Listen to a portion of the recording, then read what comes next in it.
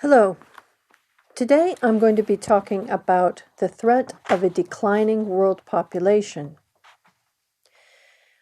I will mention Thomas Robert Malthus, who was an English economist, Paul Ehrlich, Stanford University, a book called The Population Bomb, and another book entitled 10 Billion.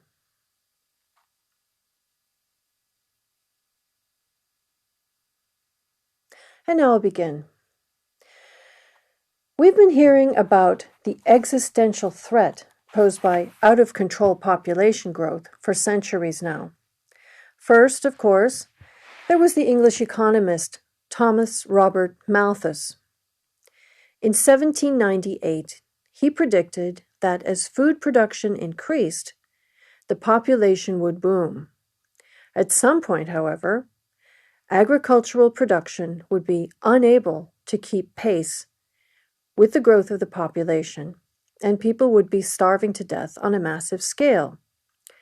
He said that the power of population is infinitely greater than the power of the earth to produce subsistence. Essentially, whenever the food supply increases, he said, the population would rapidly grow to eliminate the abundance. Then, in the 1960s and the 1970s, a real panic set in.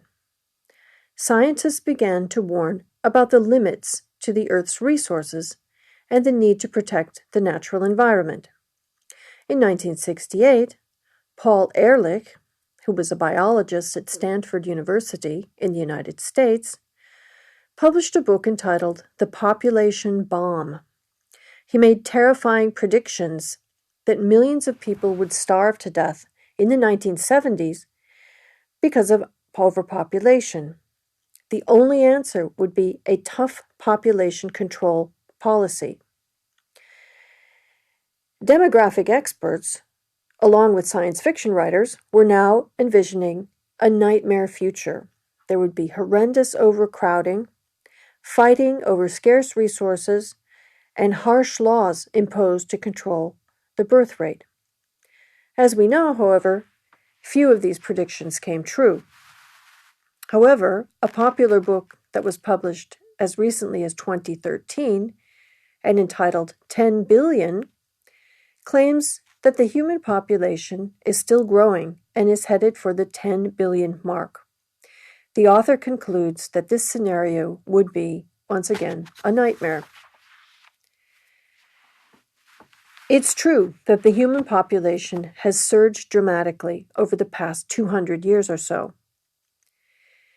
At the time of Christ, or around the year 0, the Earth's population is estimated to have been about 190 million. It grew very slowly, so that in the year 1000, it was only about 250 million. Then came the Industrial Revolution, and by 1800, a billion humans were living on Earth. This number doubled by 1928. It took until 1960 for the population to hit 3 billion, but only 15 years to reach 4 billion in 1975. Since then, the world's population has nearly doubled. It's currently estimated at 7.7 billion. And the perception among the general public is that population growth continues to be a threat. Now, we often hear about falling birth rates in highly developed countries, such as those of Europe or the United States or Japan. But in the developing world, many women are still having 4 or 5 children. By the year 2050, Nigeria could have a larger population than China. And for some people, this is a frightening prospect. They feel that Europe and the West could lose their dominance, and some populist politicians have exploited this fear, claiming that European populations will be diluted and lose their European character as migrants flood in to fill the jobs created by an aging population and a shrinking workforce. Other concerns have to do with the environment. There's a fear that as countries that currently have low incomes develop, and their citizens have more disposable income, they'll adopt a more Western standard of living. Their carbon emissions will increase dramatically, along with other impacts on the environment. However, the fact is, population experts are now more worried about a shrinking world population than about a rising one. According to forecasts by the United Nations, the world's population is still growing, but it's growing more slowly than ever. It's expected to reach a peak in about 2040. Not only that, but the population will begin to decline and is expected to reach only 11.2 billion by the year 2100. As we know, population in developed countries has already peaked and will continue to decline. It's estimated that in 23 leading countries, including Japan, South Korea, Spain, Italy, and China, the population will decrease by 50% by the year 2100. In another 34 countries, the population will fall by at least 25%. Now, in order to keep the world population steady, there has to be a fertility rate of 2.1 children per woman. The current world fertility rate is now 2.4 and falling. And demographic experts are predicting that the fertility rate will soon drop below 2.1 for the first time in history. It could plunge to below 1.7 by 2100. Now, why is the birth rate dropping? It seems that declining birth rates go hand in hand with increasing prosperity. Families in poorer countries tend to have more children for several reasons. They may have a tradition of large families. There may be lack of access to contraception or high rates of child mortality. But as countries develop and access to health care improves, fertility rates drop. A couple no longer has to have multiple children to ensure that one or two will survive to adulthood and look after them in their old age. This trend has been apparent in Europe for a long time, but it's beginning in developing countries as well. In Europe, other factors come into play, such as the increased participation of women in the labor force, the expense of childcare, the high cost of housing, and in some cases, pessimism about the future.